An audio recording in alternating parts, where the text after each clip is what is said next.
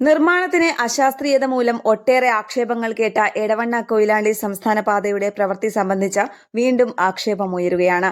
Road പ്രവൃത്തി സംബന്ധിച്ച നിരന്തരം പരാതിയുണ്ടായതിനെ തുടർന്ന് മനുഷ്യാവകാശ കമ്മീഷൻ വരെ ഇടപെട്ട് വ്യവസ്ഥകൾ പൂർണ്ണമായും പാലിച്ച് റോഡ് നവീകരണം പൂർത്തിയാക്കണമെന്ന് ആവശ്യപ്പെട്ടിരുന്നു.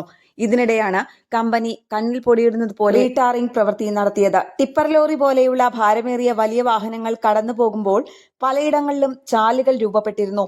ചിലയിടങ്ങളിലാകട്ടെ ചെറിയ കുമിള പോലുള്ള മുഴകളും കുഴികളും രൂപപ്പെടുകയും ചെയ്തിരുന്നു. ഇവിടങ്ങളിലൊക്കെ ശാസ്ത്രീയാടിസ്ഥാനത്തിൽ പുനഃപ്രവൃത്തി വേണ്ടതാണ്. പക്ഷേ പേരിന് ടാറിംഗ് ചെയ്ത് കരാർ കമ്പനി മുഖമിനുക്കുകയാണ് ചെയ്തത്. എരഞ്ഞിമാവിനും ഓമശ്ശേരിക്കുമിടയിലായിരുന്നു പ്രധാന പ്രശ്നം ഉണ്ടായിരുന്നത്. ഈ പാതയിലെ ഏറ്റവും അധികം അപകടം മാടാമുറം വളവിലും മാടത്തെരുവിലുമെല്ലാം പേരിന് റീടാറിംഗ് നടത്തുകയായിരുന്നു. എന്നാൽ ഇവിടെ വേഗ നിയന്ത്രണത്തിനും ഡ്രൈവർമാർക്ക് കൂടുതൽ ശ്രദ്ധയുണ്ടാകുന്നതിനുമായി ഇടപെട്ട് സ്ഥാപിച്ചിരുന്ന റംബിൾ സ്ട്രിപ്പുകൾക്ക് മുകളിലൂടെയാണ് ടാറിംഗ് നടത്തിയത്. റോഡിന് കുറുകെയുണ്ടായിരുന്ന ഇവ ഇപ്പോൾ ഇത്തരം ഇടങ്ങളിലെല്ലാം ഒരു ഭാഗത്തു മാത്രമായ അവസ്ഥയിലുമാണ്.